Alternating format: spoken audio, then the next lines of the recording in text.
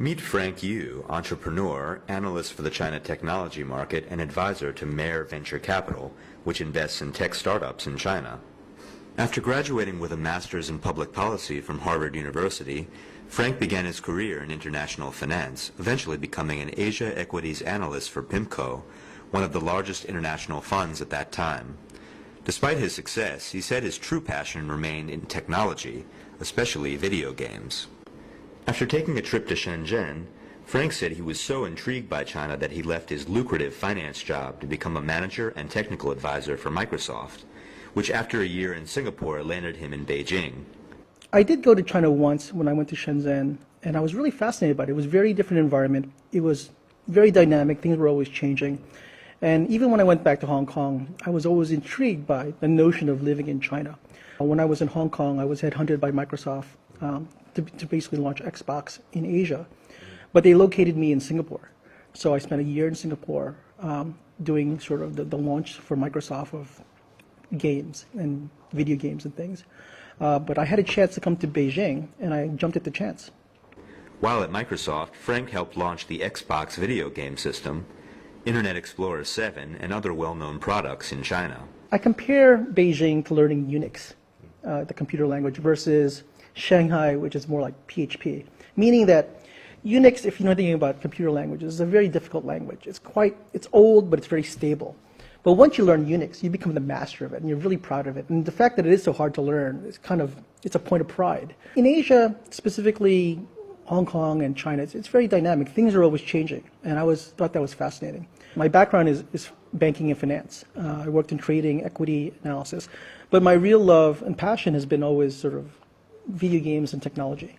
So when I left basically the fund house in PIMCO, I was making a pretty good salary, and I gave that up for something more riskier to work in internet and tech startups.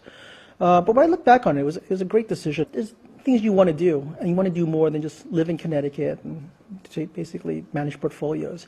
So coming to Asia is more hands-on, and I think it's, even from the time that I've been here, things have changed so quickly. After nearly 4 years at Microsoft in Beijing, Frank decided to stay in China and go out on his own. He went on to write technology columns for several influential media blogs, as well as advise and found a number of startup companies, including, most recently, Quester, a social media website which allows users to record and track their progress on their own personal achievements, as well as their friends' achievements.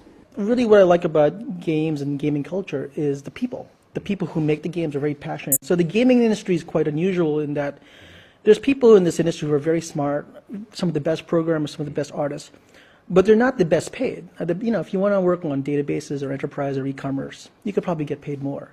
But people work in the game industry because they're very passionate about what they make and as an art. But they also like to be around other people who make games. And that for me was what attracted me to the gaming industry. I launched the first iPad game in China. I set the first game team for Microsoft. I launched Xbox in Asia for Microsoft. I worked with a lot of entrepreneurs and startups here in the games industry. But when it came to making a company, I didn't want to make a game. And the reason why is a lot of the game companies which are being started in China now are social game companies. And social games for me wasn't a fulfilling sort of type of game. So we created a company which is to put the gaming elements into your everyday life. So if it's learning a language or discovering things about art, or even something like maybe traveling and making it into a game. And that's what Quester is about. It's about what they call gamification. I think you want to take the way that people are very passionate about games. You want to have people sort of excited about doing things and sort of transfer that to everyday experiences. Experiences of maybe discovery, of learning new things, about improving yourself. Basically to make the mundane a little bit more enjoyable and shareable.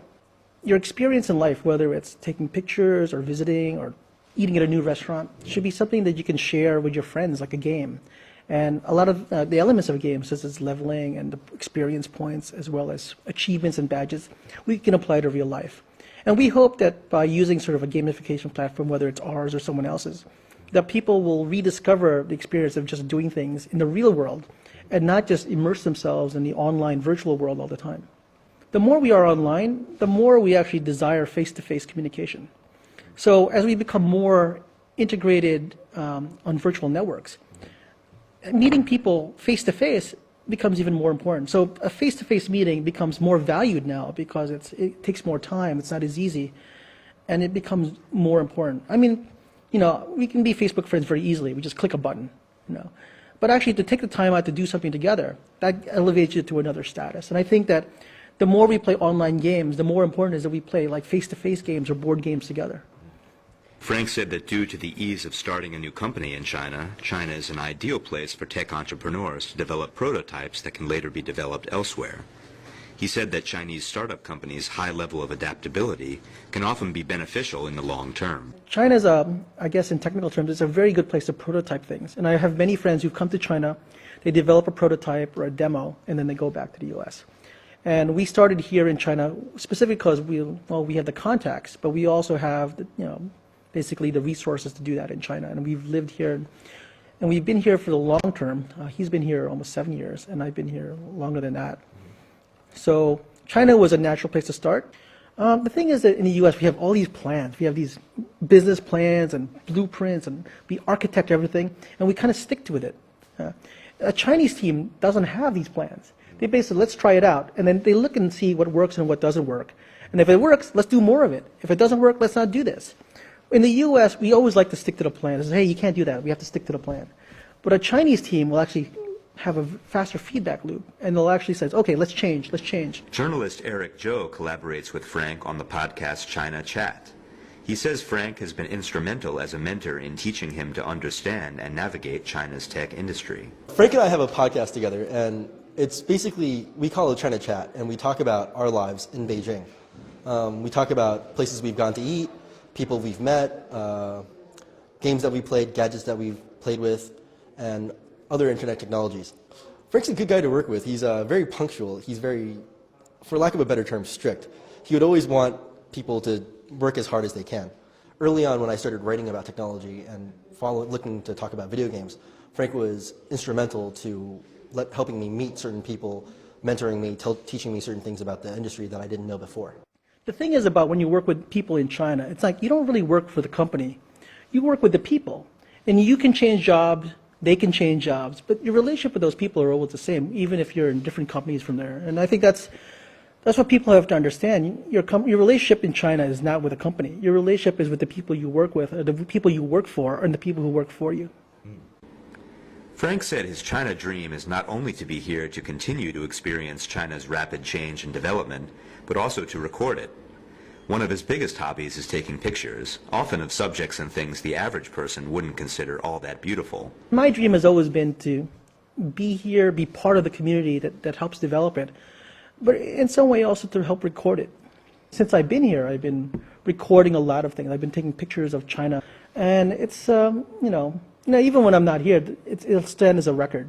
The things I love about Beijing are the things that are the grimier things. Like, I love the tricycles. I mean, the tricycles, I like the guys who sell the Jiangbing. I take a lot of pictures of that because I think that's something we don't have in the United States. We don't have people on tricycles in the United States. We don't have people selling crepe pancakes on the streets of things like that. I'm a foreigner, and I've lived here many years, but there's still a lot of China that I don't understand. But there's some parts of China that I understand better than even people who are here because I can see a much more different view. I think a lot of people in China see a very narrow view, and they kind of stick with it. And they kind of need to look beyond. And whether it's trying out new movies or trying out new foods, I think people, once they sort of get exposure to that, it kind of opens up a whole new door and basically new experiences for them. Please stay tuned to cctv.com as we ask more people to share with us their China dreams.